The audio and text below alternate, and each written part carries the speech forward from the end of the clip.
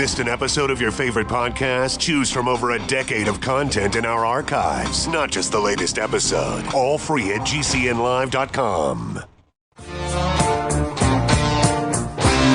This is your call to action. Get prepared, America. Economy, survival, energy, disasters. This is USAPrepares.com. Informative radio, educational radio. Interact now by emailing instructor@USAPrepares.com or text at 434-390-7953. Class, please take your seats. Now, your instructor, Vincent Finelli. Everyone all set, cocked, locked? Here we go. Your dial is set correctly to USA Prepares. We're delighted you're with us today. We broadcast 2 hours from high atop the Missouri Ozark Mountains. Blake is engineering the broadcast in Minnesota at GCN. I'm Vincent Finelli. Today, a really fun broadcast. And we're going to talk about the anatomy of a radio advertisement. We're going to talk about what it takes, who does it, who writes it, and what do you do and what don't you do to make it work. And why would we do this? Let's say you've decided to take my advice and avoid paying taxes legally, and you want to start your own company. Or let's say you think, my voice is pretty good with a little bit of tweaking. Maybe I could do some radio commercials. Or let's say you want to record announcements that are played while someone is on hold for a business. Let's say you decide you want to get involved in that kind of industry. Well, you're going to learn from the best. Ron Allan, thebigvoiceproductions.com. Welcome, Ron Allan. Hey, good morning, Vincent Finelli. Ron, I've got to tell this story. So, when I first started broadcasting, I talked with Lee Wickenhauser, and he said, "There's a guy I'd like you to meet about, your announcements, if you will. And they're actually called intros, outros, and rejoiners." And so I was introduced to Ron Allan. I wrote some text. And this is not like a text from a cell phone. This is the ad copy, if you will. I wrote that, and Lee looked at it, made some adjustments, and what you hear with USA Prepares is exactly that. That's what you hear. So, class, many of you know that I'm a farmer, and I'm 138 pounds, soaking wet, and 5'7" in height. And I went to a meetup early in the game at a restaurant in Springfield, Missouri, and that was the intro, the outro, and the rejoiners that were playing for USA Prepares. Well, there was this middle-aged gal that was at this restaurant waiting for the meetup to start, and I walked in, and I looked a little bit different from the rest of the gang. I wore a jacket, a sports coat, dark blue jeans, combat boots, white shirt, and a tie. And I was the only guy that wore that. And she looked at me and she thought, he's dressed a little differently from everybody else. And she goes, "You're Vincent Finelli?" And I said, yeah, I am. I was a lot bigger, before I started radio. And so that was her impression, that I was this huge guy because of the voice production that you did for USA Prepares. Doesn't that prove that perception is or isn't reality? Yeah, it really does. And so, Ron, I want to thank you for doing the work that you've done for us. And by the way, I consider it outstanding. And I was talking with Blake just before the broadcast started, and he knows of your work as well. Mm-hmm. And we hear your work every day here at USA Prepares, and one of your well, actually not one, but a couple of your great commercials are the latest ones that are playing. One about Fred the Repeater. Can you tell us about that, Fred the Repeater? Fred the Repeater. Well, that's nothing more than a concept to help advertisers understand that they need to change and freshen up their message because the audience is tired of hearing the same old message repeated. So to illustrate that, I came up with a character, Fred the Repeater. And what Fred does, he repeats himself. And we all know how redundant that is. If you're listening to someone in real life, there are people that just repeat things over and over, and that tends to be an annoyance or a negative impression on the mind. And so to illustrate the fact that advertisers should freshen up their ad, the same analogy is if you go to a restaurant, you'd like to try something new on the menu, not the same old. Ads have a shelf life in the listener's mind.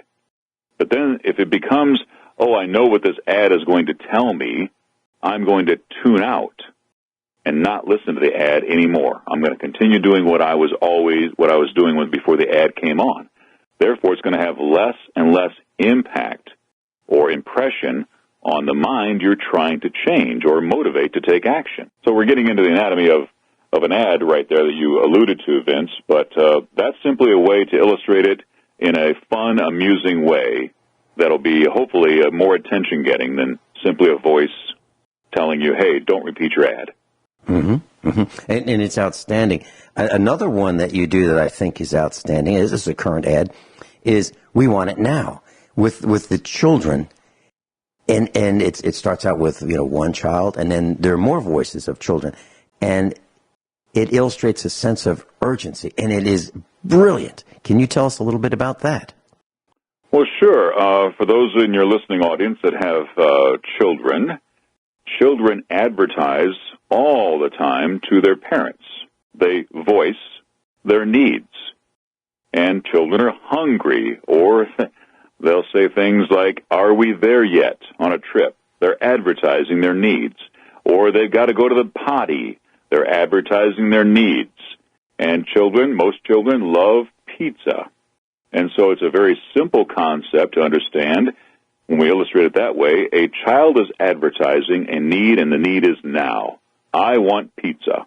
Very simple to understand. I want pizza when? I want pizza now. And so that relates to advertising. The audience has a need. They listen to your show, they hear ads, or they listen to the GCN network, they hear ads. We all have needs. Where are we going to go to fulfill those needs? Typically with the latest thing we heard about fulfilling that need from an advertiser who has what we need and now. And in our society, in America, we all want it now, don't we? Yeah, that's where we are. You can get it now. Mm-hmm. Yeah, Instant gratification. Yes. Well, again, just an amusing way to illustrate the fact that consumers have needs, and advertisers want to reach those consumers with their message. We simply illustrate it in a fun way with children advertising to their parents. Mm-hmm. So let's talk about the anatomy of a commercial. What is the anatomy of a commercial? All right. Well, in other words, that's a breakdown of how an ad should be constructed. An advertising commercial, a radio commercial we're talking about now, is nothing more than an audio message to the mind of the consumer. But there's a chemistry that is involved here in the appropriate way to reach that mind of that listener. So when you break it down, you start with, what is the purpose of the message? Is it to get the consumer or the listener to pick up the phone and call, in which case the phone number is in the ad? Is the purpose to build actual store traffic at a brick-and-mortar store? Then, of course, an address is needed or a locator. Or is it to visit a website, which is a virtual store, in which case you need a URL or a www.com website. So what is the purpose of the ad? How do you want to motivate the caller, or the listener, I should say, to take action on the message? It's just like going on a trip. You don't start a trip, an over-the-road trip, unless you know your destination, how you plan to get there. So when you build an ad, what is the purpose of my ad? And is it to show features and benefits? Is it to show just education, information? Is it to promote a sale item and the price? Is it to promote an event? Remember when we started off, Vince, you had your USA Prepares shows, right, your expos. Yes, that's right. And the purpose was to promote the fact that this event is going to be here, it's going to be when, it's going to be why, who's going to be there, guest speakers, giving information about why I should pay attention to this ad and take action and invest my time and money to go to this expo in a compelling manner, not just read the script. You know, Ron, you see, there's a lot that goes into constructing, as you said, the text or the script, and when you construct the words, and that is wordsmithing, put the words together in an artful, creative way. I've got to tell you, Ron, that right out of the gate, Expo number 1, we've had 7 expos, and you did the production work for those for the expos, and Expo number 1, right out of the gate, 6,000 people. Wow! It was an absolute record. Nobody could believe it.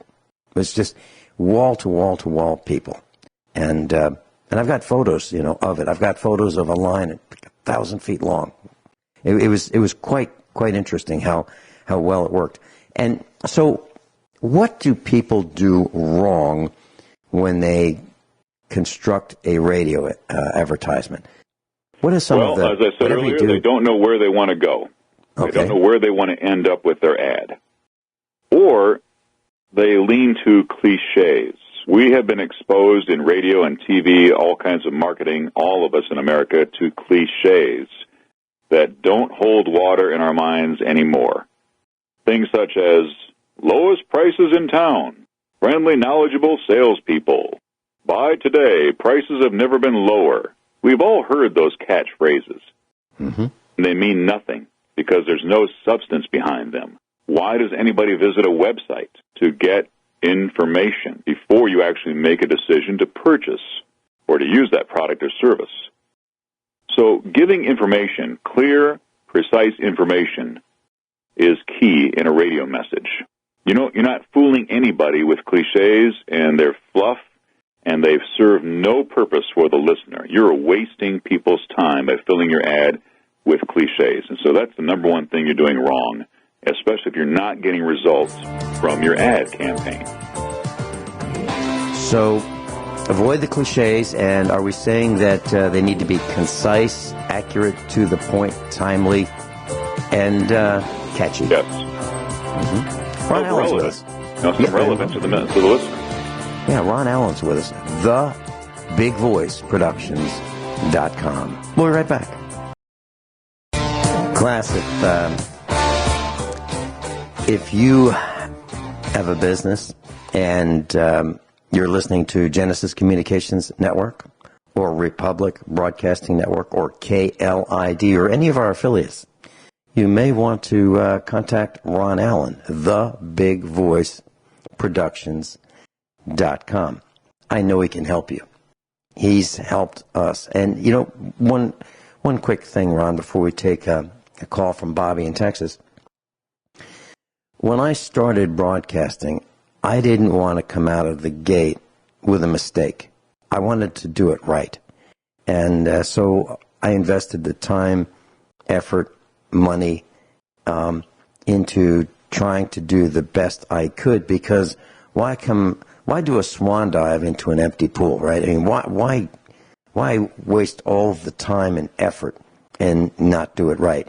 And that came from a guy that was my first real boss at Sears Automotive. And day one, he put his arm over my shoulder and he said, first thing he said to me, he said, "Vinny, remember this throughout your entire life. May the job be big or small, do it right or not at all." That's right. Bobby, Bobby in Texas. Welcome. You're on with Ron Allan. Thank you. I just wanted to point out that not only is YouTube and Google and all these guys spying on us, but so is our power companies. At least they're wanting to spy on us too. They want to know when you turn your lights on and off, your refrigerator, how many times a day it cycles, and when By knowing all this stuff, seems like it's like it's harmless to know, but it's really not. They can tell what time you wake up, what time you go to bed, when you come home from work. Bobby, hold on a second. Sure. Is this relevant to the anatomy of an advertisement or a radio commercial or helping your business with one? Is that what you'd like to talk about? No. Okay. Well, Bobby, that's what we're talking about right now.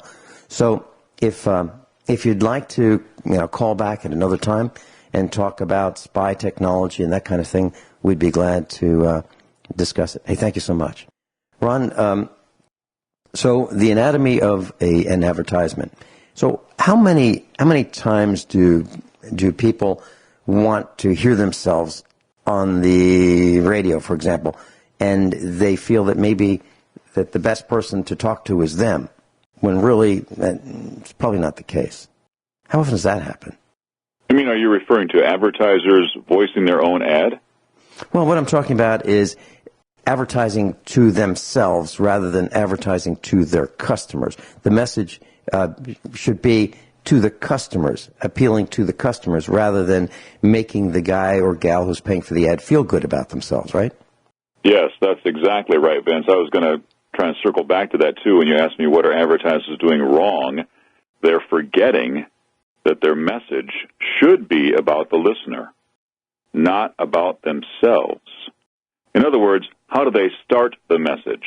With the name of their business or their own name? That is little relevance to the listener who has a need, who has a problem, and is seeking a solution. So it's better to engage the listener so that they don't tune out mentally or actually physically hit the button and change stations. Engage them right out of the gate on the very first thing that you say to a listener. The listener has choices, don't they? They can choose any number of stations or media to spend their time with, and they will if they don't hear anything of relevance to them and their lives right now in the first 5 seconds of an ad. But advertisers think that they're paying for the ad, therefore their name is the most important thing to promote. And that is the farthest from the truth that it can be. We all want to know what's in this for me. WIIFM. What's in it for me? That's just human nature. You know, Ron, Allan, when we first started broadcasting, I looked at some of the names of the radio broadcasts, and a lot of them were the names of the people who were the hosts. So I could have called this the Vincent Finelli Show, or the Vinnie Finelli Show, or the Vin Finelli Show, but it didn't seem right to me. It didn't make sense, because it's not about Vincent Finelli. It's about preparing. And that's where USA Prepares comes in as the radio broadcast rather than the Vin Finelli Show. I agree, Vince. We all have things to prepare for. Absolutely right.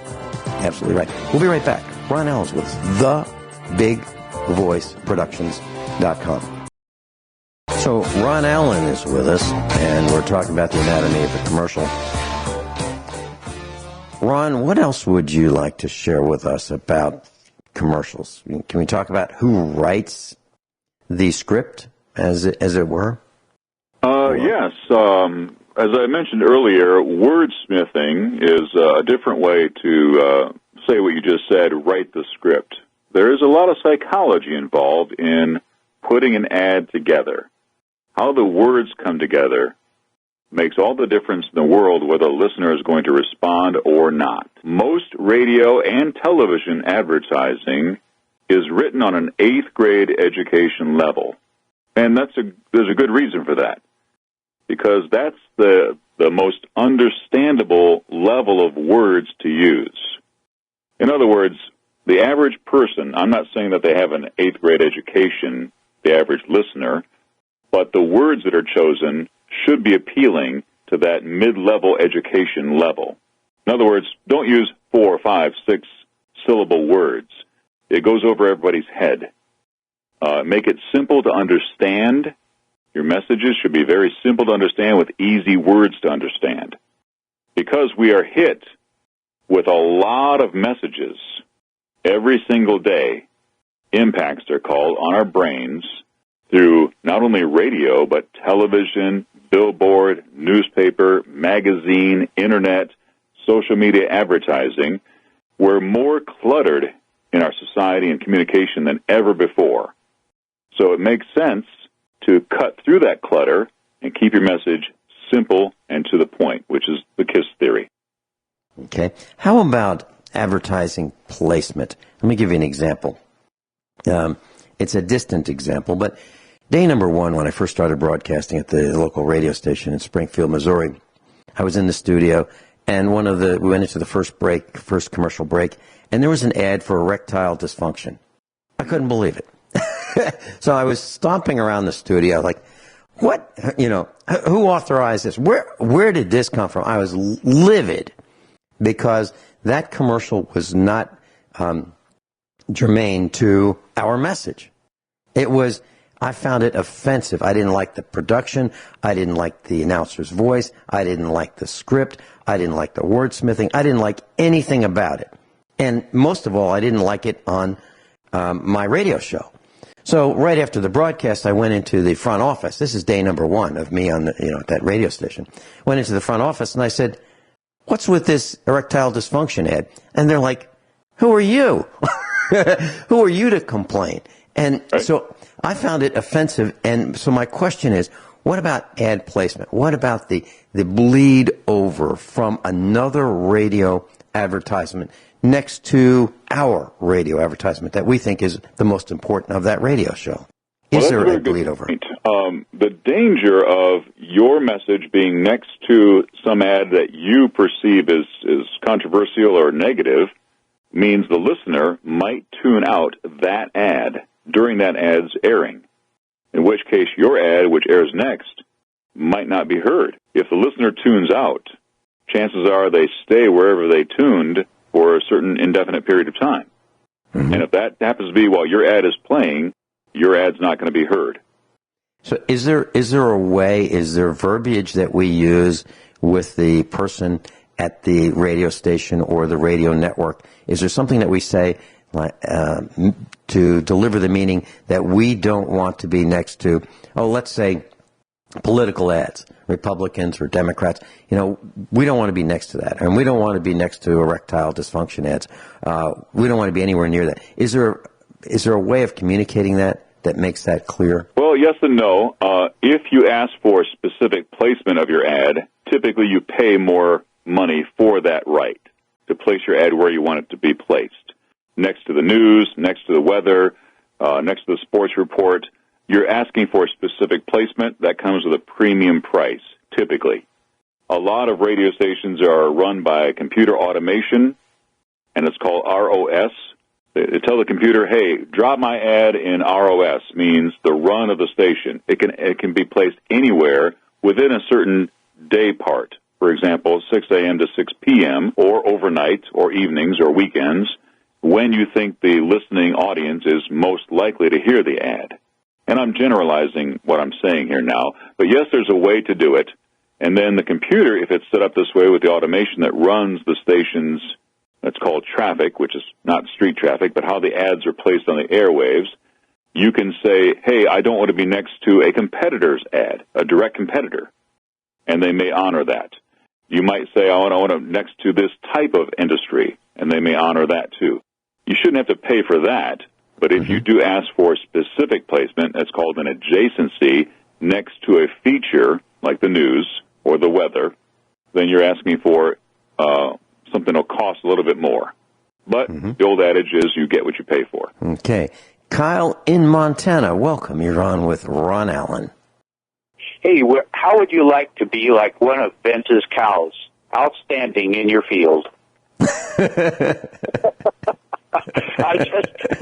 That leads into my question. I just thought of something while I was doing this, Ron.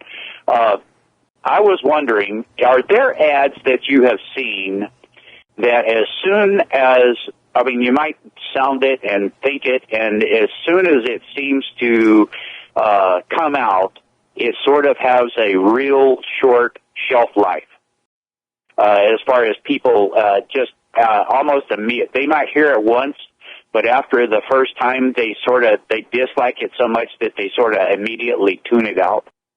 Yes, I've heard plenty of those ads, as we all have. A short spot like that can be very effective for a short time. If you have an event or a big sale going on with a limited supply of product or a limited time for the event or the sale, it can be very effective. There's a counter to every action that we all take. And sometimes that counter can be very effective and very memorable in your advertising. But don't expect that your ad will be appealing to everyone in the audience. And if it did appeal to everyone in the audience, if in fact everyone listening to the show right now responded to an ad, could any business handle that volume of response? Yeah, they probably could not. Yeah, that's true. Not. I'm wondering, too, I have noticed there's a couple of commercials that I've listened to where the woman is talking to her husband, and I have a hard time with those because the whiny nature of it.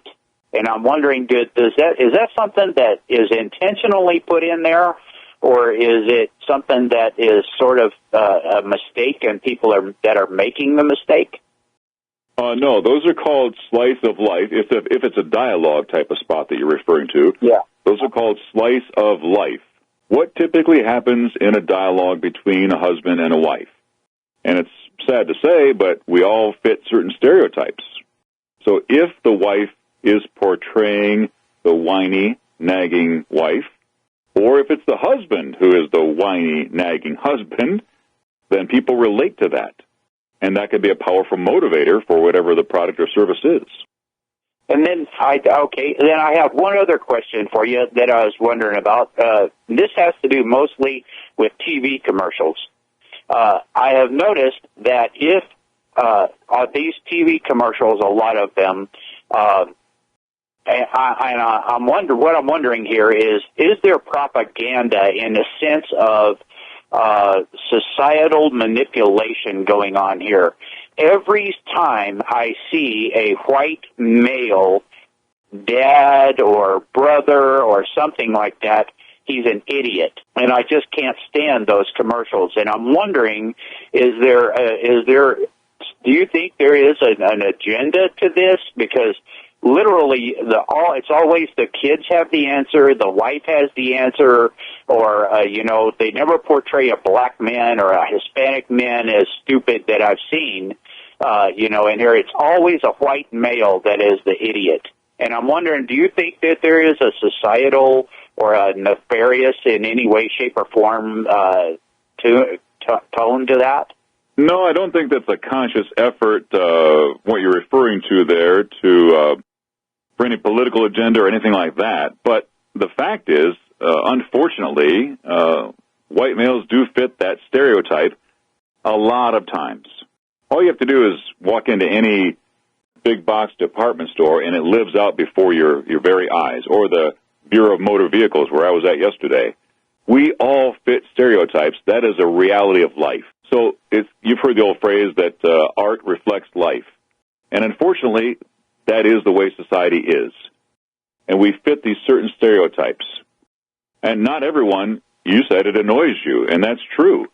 But some people relate to that and say, yeah, I'm just like that guy, and therefore I can relate to how he's feeling. And if that isn't an ad, then maybe I'll buy that product or buy that service because, hey, he's just like me. And he found a solution with that product or service, so maybe I will too. But like you said, there can be the negative side of that too, and it turns you off completely, and you won't do business with that company. And therein lies the risk of putting out that kind of a message. Absolutely. In fact, there's one insurance company that shows on TV these people that are saving for retirement, and they have a homosexual couple up there, and I would do business with them for nothing, just for that reason, because I'm so opposed to it. And they don't care, because you're just one guy with $1. Right, yeah. They don't care. They're willing to take that risk. And it's very hard for any business to be all things to all people, isn't it? Yeah, I agree. Yep, it is. Yep. But a business has to know their core audience. They have to know who they'd like to walk in their store or visit their website or phone them, who has the money or the resources to buy their product that won't waste that business's time. So that's called a target demographic that you want to respond to that.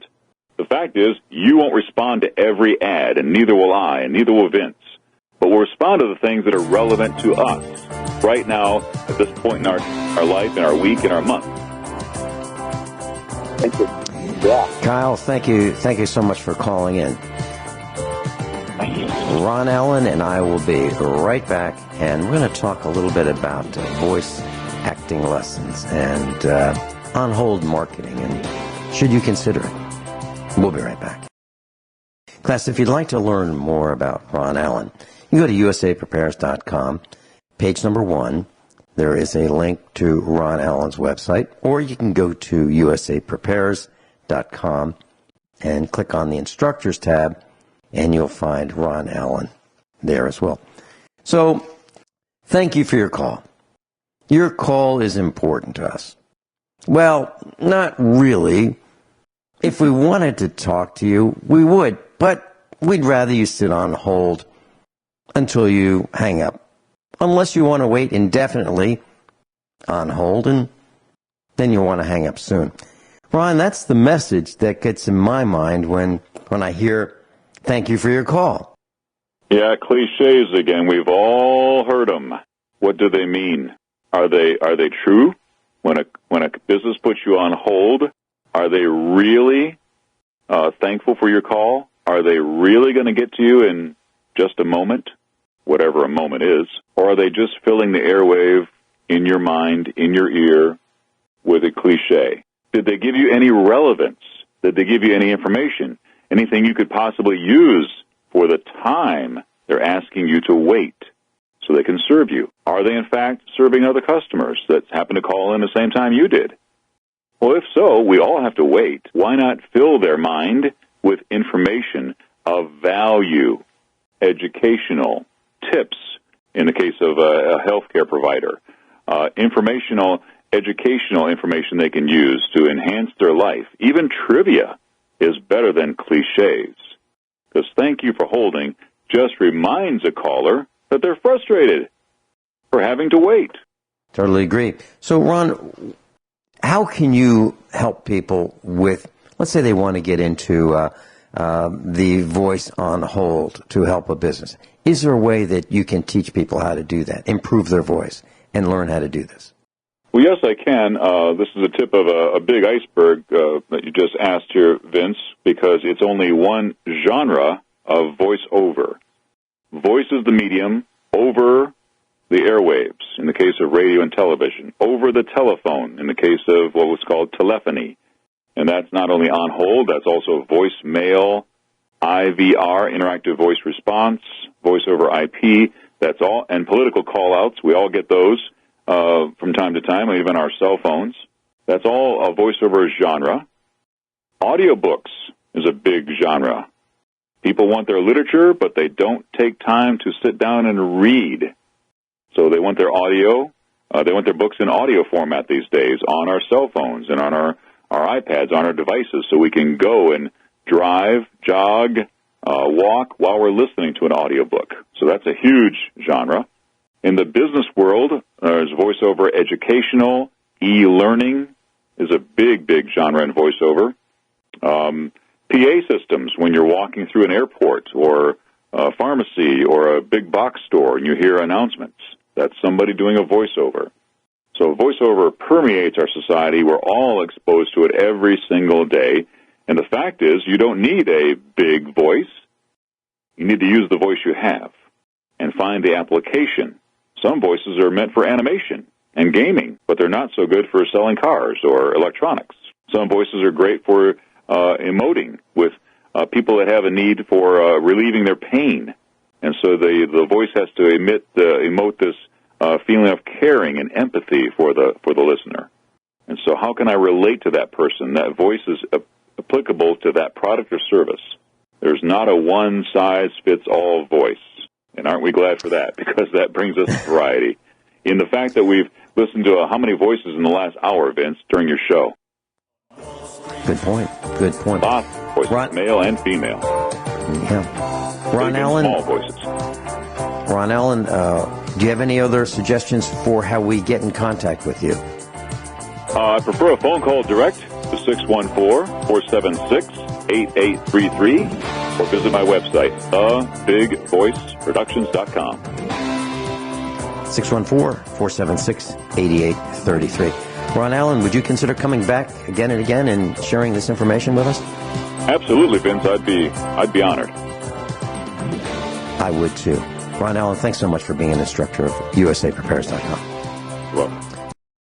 Everyone all set? Cocked, locked, hour number 2 of USA Prepares. We're delighted you're with us. Rich Sheben's joining us, hour number 2, offgridmontana.com. Welcome, Rich Sheben.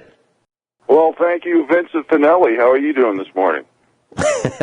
I'm doing really well. I don't know if you had a chance to hear the previous hour, but I did. Ron Allan. Not the whole thing. He was very interesting, very succinct, really knew his stuff. He was a good asset to the show. There's no doubt about it. Yeah, and he's the guy. He is the guy who did the voice production work for USA Prepares starting day one. And I am so thankful for him and his talent, his encouragement. And, I just wanted to say one little thing that, when I first started, I used a Shure brand, Shure, SM58 microphone. And it was fine. A lot of the broadcasters on both Genesis Communications Network and Republic Broadcasting Network used that microphone. That's that microphone that has kind of a ball end, a round end that you see. Well, singers use them. And they're an excellent, excellent microphone. And Ron Allan said to me, several months into the broadcast, he said, "Okay, Vinny, it's time you consider a different microphone for my voice." And what happens is some microphones work better with certain voices than others do. And he suggested that I get a different microphone, an Electro Voice RE 320. And that's the one that you see Rush Limbaugh using, this long microphone. And his is gold-plated. Mine's black. But anyway, that's Ron Allan. And absolutely brilliant guy in his field. So I just wanted to share that. And it was long overdue that Ron Allan came on the air with us to talk about that. So, Rich Sheben, what do you have in mind for us today? Well, today, Vince, I'm going to attack political correctness, and I bet I got everybody interested just in that particular line. What I want to talk about is how we lower the bars of standards and expectations for certain groups, which basically destroys the country, and how this has metastasized like a cancer to American culture, traditions, and heritage. And I'm going to say stuff that's not in any particular order, but and this isn't really a disclaimer, but most of what I'm going to say are subsets under political correctness, and they're all gleaned from published articles in the public domain. And what I try to do occasionally is wake up the silent majority. And when you hear how we've lowered the bars of standards and expectations, not just for getting a job and keeping a job, but how this has transformed American culture, I think it's going to wake up some people, even though your audience has probably heard over time most of this. But I think it's so important to make sure that we don't turn into goldfish and lose our memories by the elite so-called leftist progressive Democrat who have been hijacked by the globalist party. So, Vince, whenever you're ready, I will go for it. Ready right now. I'm looking forward to it. All right. Well, folks, what this is really discussing about the template, blueprint, playbook, flow chart by the elites for the destruction of America. You've all heard me say that the MO of the elites is to distract, dumb down, and divide us by groups, race, gender, sex, sexual orientation, religion, ideology, and they're even making generations attack generations. It's a divide and conquer strategy. And the mainstream media's job is to manufacture perception, pity, guilt, and ideology, and there's 5 or 6 companies that own everything, not just TV, radio, magazine, newspapers, but production companies and publishing companies. Their job is to sway public opinion. That is it, not to give you information. In fact, one of the things I wanted was on my list, 80% of Americans get their news from Google and Facebook, which is the aristocracy. So we have to understand this politically correct playbook and realize that the powers that be have created a separate tiered system of different rules, laws, and accountabilities, a.k.a. victim group status, a.k.a. protectionist group status, a.k.a. group identity politics, and this is their home run pitch, and this is why they call it identity politics around every corner because they don't want to make this association of what they've done to wake up the American people. So why I always talk about standing for principle, there's three criteria. It's the same rules, laws, accountability for everybody. It should be truth, not based on truth like a Hollywood movie where 2% of the facts, especially objective facts, are based on that particular movie. It's got to be truth. In other words, you have to have the guts to be willing to be hated for telling the truth versus wanting to be liked because you're blowing smoke up people's ass and telling certain people or certain groups what they want to hear. They use professional wordsmithing, Hegelian dialectic, subliminal messaging, and you can't even go to a movie anymore without hearing propaganda every couple of minutes. So when you lower the bars of standards and expectations for certain people to get a job, you're insulting the work ethic, the ability, and the intelligence. In other words, you're degrading and disrespecting those people and eliminating synergy because you're creating chaos and infighting when you degrade and disrespect certain groups. When you say that this group can't compete, this group's work is suboptimal, what happens is not only you are degrading and disrespecting that group, but you're not empowering them. You're not empowering a nation. You're not empowering an individual when you lower the bars of standards and expectations for getting a job. This is all meant to make people submissive to break their will, okay? It's meant to demonize, discredit, and delegitimize any individual who says this is fake news. And it's way beyond fake news. It's bought and paid for news by the elite who own the mainstream media. So as we lower the bars of standards and expectations, we're destroying America from within. When you reward mediocrity for 4 decades, you turn America into a country of the law of diminishing returns. So things like opportunity, knowledge, ingenuity, productivity, innovation has been eliminated. So what I'm going to do is I'm going to be very politically incorrect here. Keep in mind, everything that I've gleaned that I'm about to say are not only subsets under political correctness, but they are published articles in the public domain. So what I'm asking people to do is to please, not just wake up, but speak up, stand for principle, and let's get America back. So that's the only way to prevent a cancer from metastasizing in the information war, and that is to use objective facts in lieu of subjective emotional opinion. And we got to make sure that when the powers that be use a separate tiered system of different rules, laws, and accountabilities based on what group you're in, it's not for the benefit of the people. How can you say it's for the benefit of these politically correct buzzwords like equality, fairness, tolerance, diversity, accountability, transparency, democracy, humanity? You think it's humanity when 78% of Americans live paycheck to paycheck, where 60% don't have $1,000 in savings, where 43% can't afford food, rent, and basic needs? Do you call that equality, fairness, inclusiveness, prosperity? It's all BS. It's to basically shut the people up.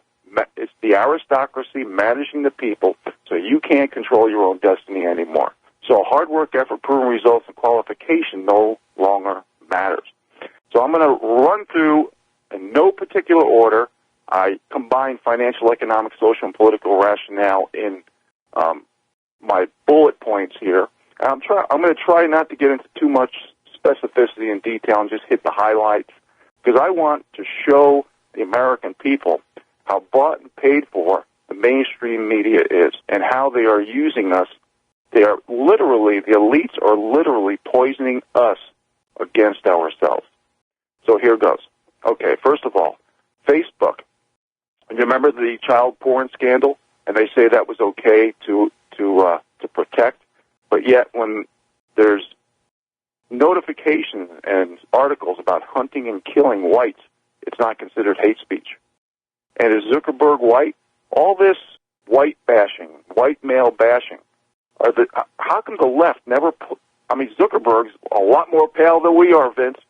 How come Zuckerberg money is not being confiscated, or Bezos, or Rockefeller, or Rothschild, or Soros, Gates? The list goes on and on. It's because it's not a fight against whites or white males. It's a fight against the poor/middle-class white male heterosexual with a Christian name. It's a fight against the blacks. It's a fight against the women. It's a fight against Muslims. Every group has been used.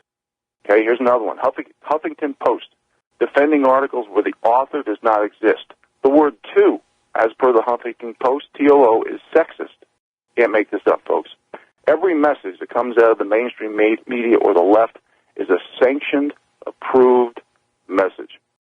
CNN says the words hard worker is racist. Can't make this stuff up. The mainstream media in general has thousands of hoax sites with completely fake news in order to mislead the people, and there's 50 versions of the same story, so people just give up on doing the research and the reading.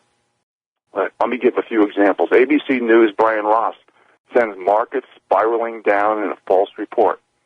CNN falsely reports candidate Trump had access to hacked documents from WikiLeaks.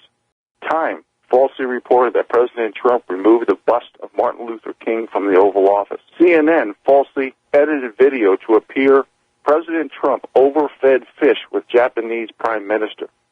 CNN falsely reported Anthony Scaramucci meeting with a Russian. 3 CNN employees resigned over that fake story.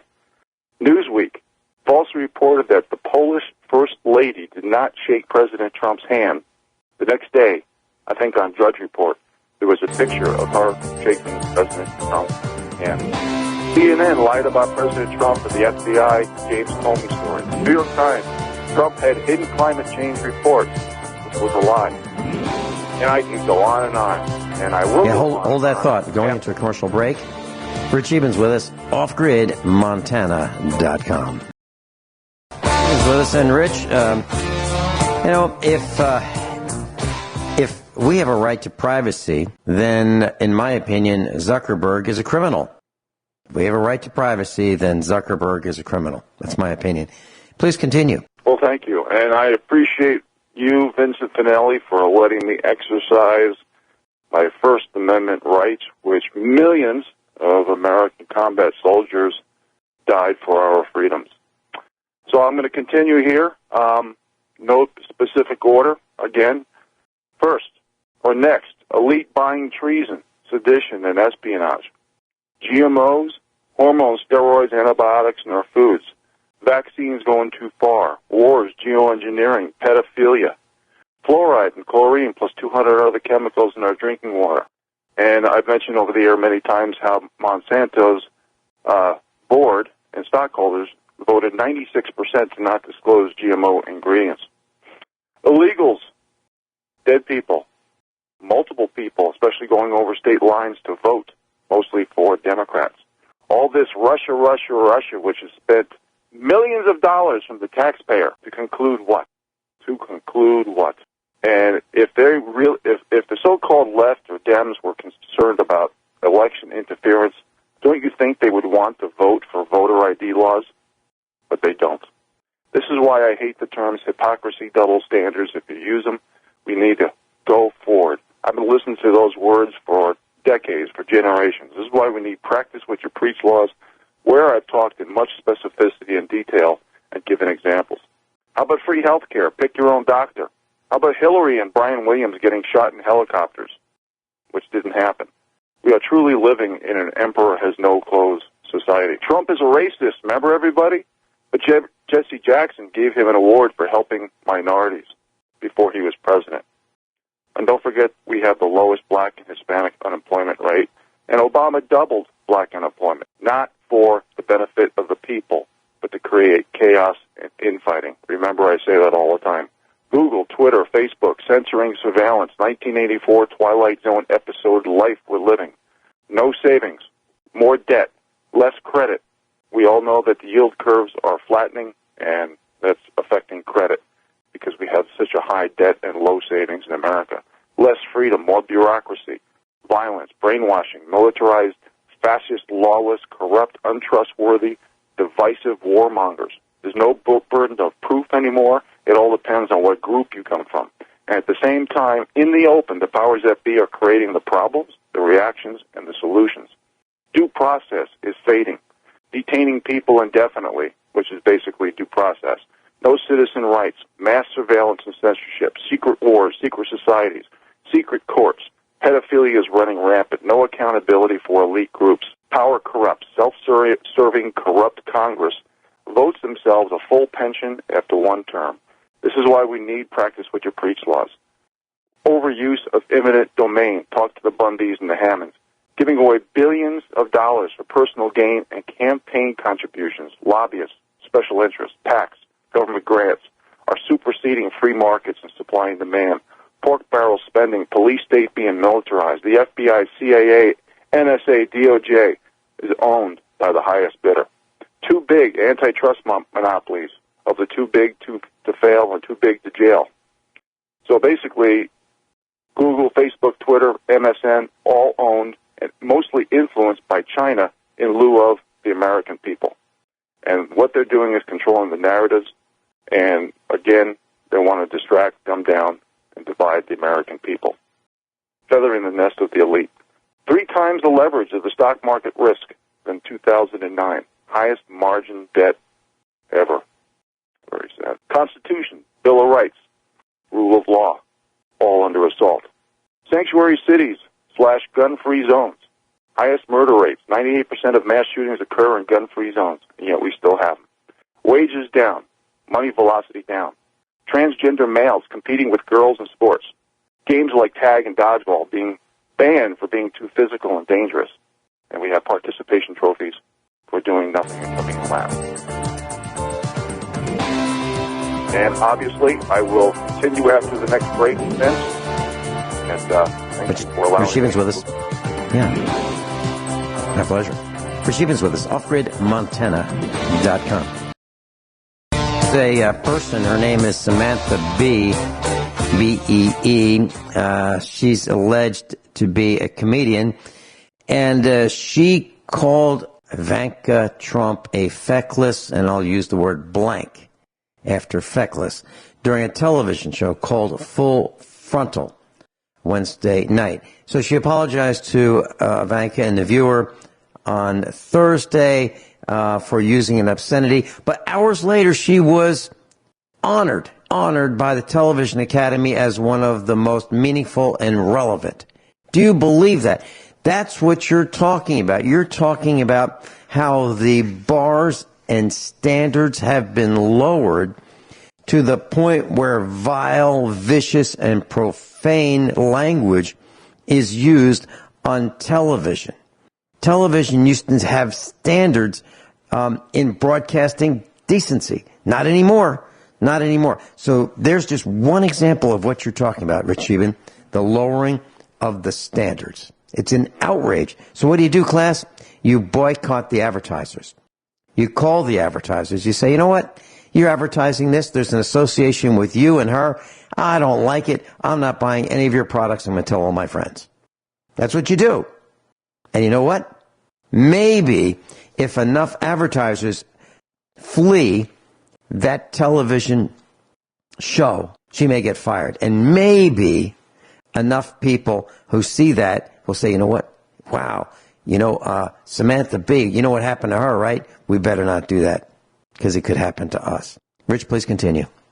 Well, thank you, Vincent. Next, I want to say when Condi Rice said that she was worried that women were turning into snowflakes and infants because of the Me Too and the women marches. The Oakland mayor helping illegals convicted of sex crimes invading ICE. Now, I got to say something. First of all, I think most Americans are not prudes. They care about adult, mutual, consensual sex. But with all the pedophilia going on out there, and whether it be Harvey Weinstein rapes because he has money, and I can go into more detail about that. But we also got to call out the gold diggers and the mistresses and people who are with people, men, who are have this addiction to power, money, and control, and they're buying into it. So we need practice what you preach laws for that as well.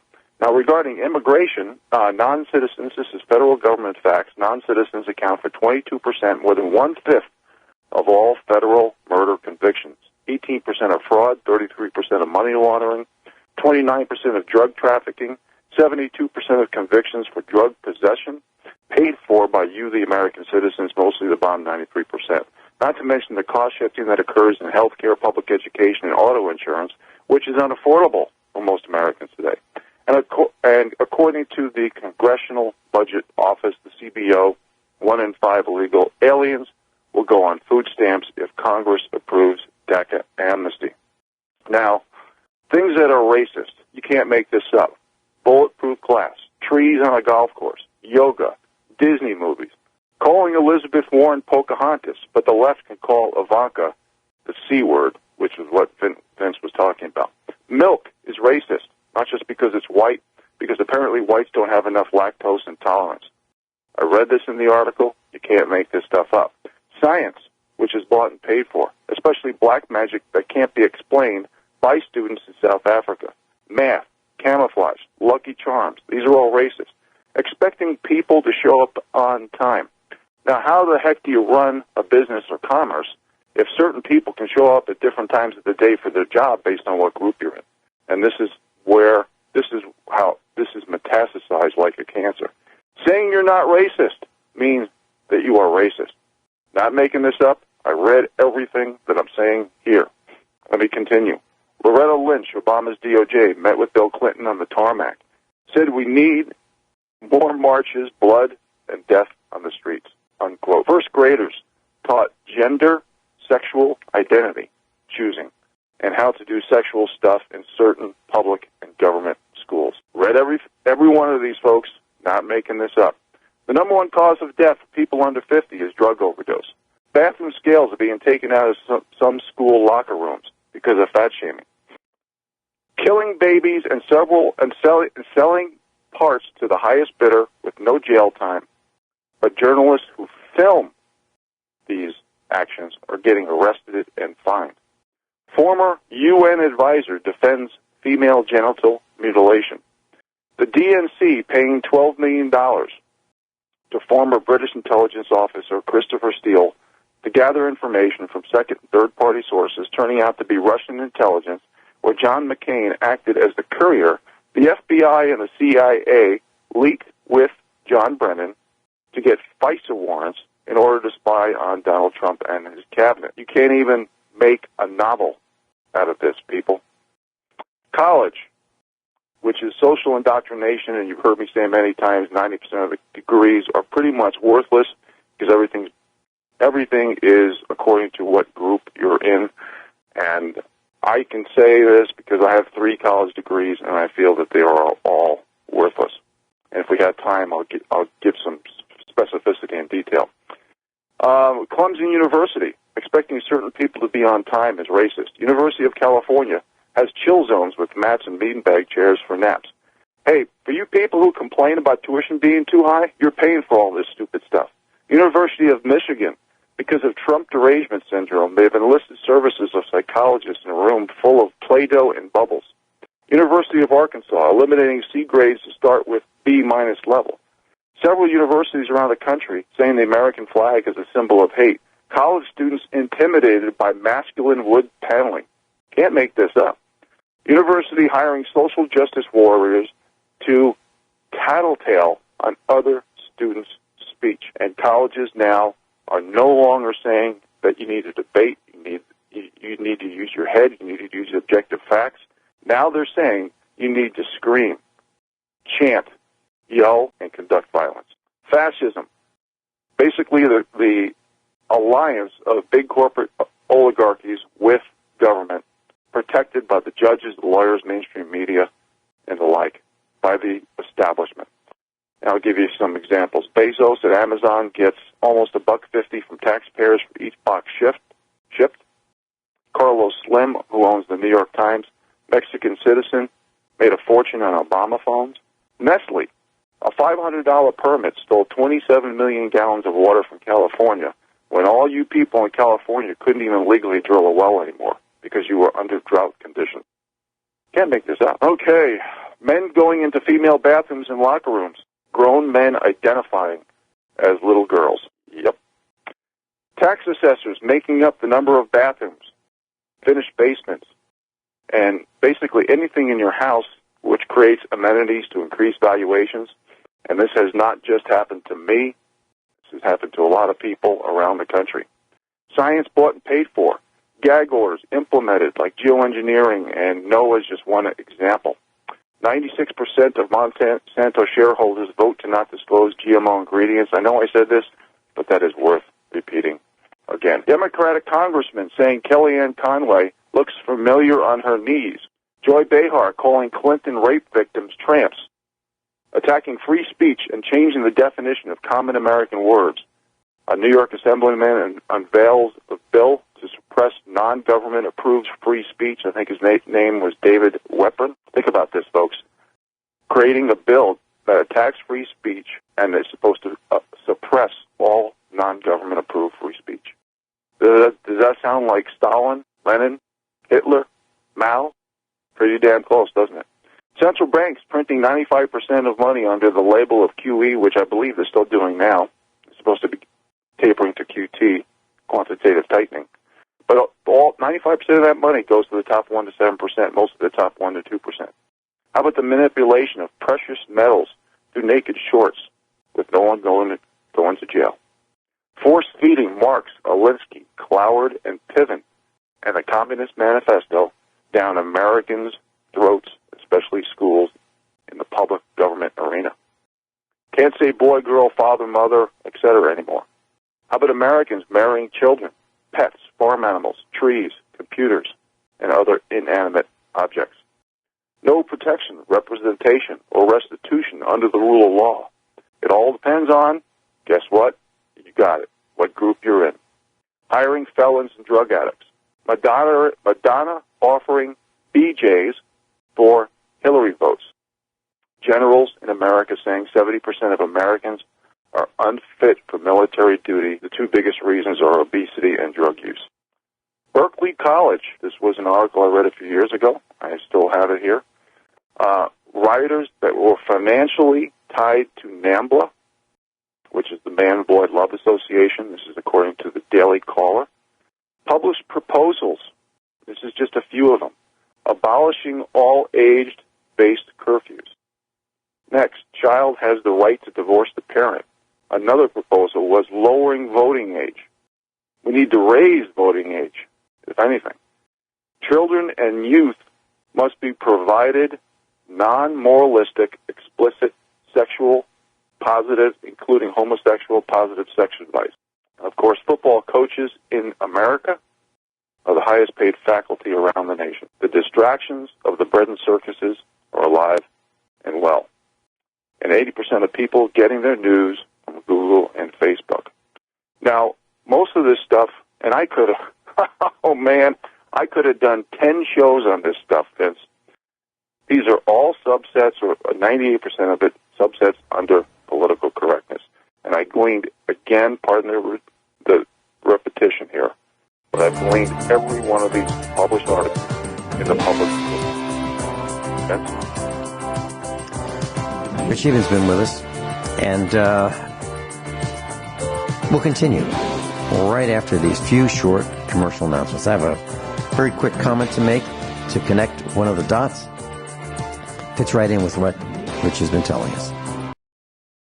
Rich, he mentioned student grades, and as an experiment when I taught college many years ago, I said to my students, well, I'll tell you what, would you like to start with an A today, day number 1, or would you like to start with a 0? And all the students said, well, I'll start with an A. Said, okay, we can do that. All you have to do is keep it.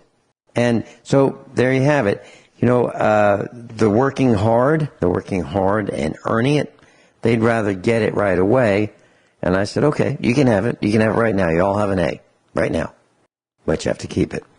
So that was one of the dots I wanted to connect with you. Please continue. Well, thank you. Now, I realize that we're on the last segment. We only have a couple of minutes left, but I want to reinforce the fact that 40 years of lowering the bars of standards and expectations for getting a job and keeping a job has eliminated value and appreciation for that job when nothing matters. See, being put there means nothing. How you got there means everything. But if we lose the ability or desire to be thinkers and just be followers, lose the ability to stand for principle and fight political correctness so you can control your own destiny, to stand against corruption and manipulation, to acknowledge that we as the American people have been distracted, dumbed down, and divided by groups in America to make the powers that be practice what they preach, stand up to threats, intimidation, blackmail, bribery, shaming, or any other kind of force or fear, and especially to say it like it is, but are willing to concede and say that that's just the way it is unacceptable. Because if we avoid these things, then everything that makes us happy, healthy, or human will fade away. This will diminish value, appreciation, trust, respect, love, and forgiveness. Now remember, the happiest people don't have the best of everything. They make the best of everything. And the wealthiest person is not the person with the most stuff, but the person who needs the least. So what I like to do on Tuesday, Vince, is just reinforce the fact and maybe even give some personal examples of the way the bars of standards and expectations have been lowered. And for those of you who are going to think that you're going to, you're saying, well, it's the people of certain skin pigmentation's fault, or it's certain genders, or it's certain this, or it's certain that. Folks, I see people blaming feminists all the time. Depending on which article you read, there's only 11 to 20% of women who consider themselves to be feminists. That's not very much. Why do they get the microphone? Because the powers that be want to create chaos and infighting in order to distract them down and divide us by group. But the consequences have been deadly to the American culture, traditions, and heritage by lowering the bars of standards for getting a job and keeping a job. And it's not women's fault, feminists' fault, this group's fault, that group's fault. It's our fault because the silent majority does not speak up enough. Are people waking up? Absolutely. Are people speaking up more? Absolutely. But we need everybody in America not to chant, scream, or create violence, but use their big boy and big girl words and use objective facts in lieu of subjective emotional opinion. Because we're going to get to the point, if we keep going in this direction, that nothing matters because every book is cooked. And it's basically the aristocracy enforcing their domination and addiction on power, money, and control, and the bottom 93% at least losing freedoms, value, appreciation, liberty, everything that made this country great, and everything that our forefathers and combat soldiers by the millions fought and died for. Are you ready to give that up?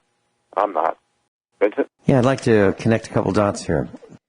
Class, I used to work for a bank, and that particular bank paid 25% more than all the competing banks, paid more than Chase Manhattan, J.P. Morgan, First Chicago, American Express, Discover, Citibank. And they were very careful who they selected.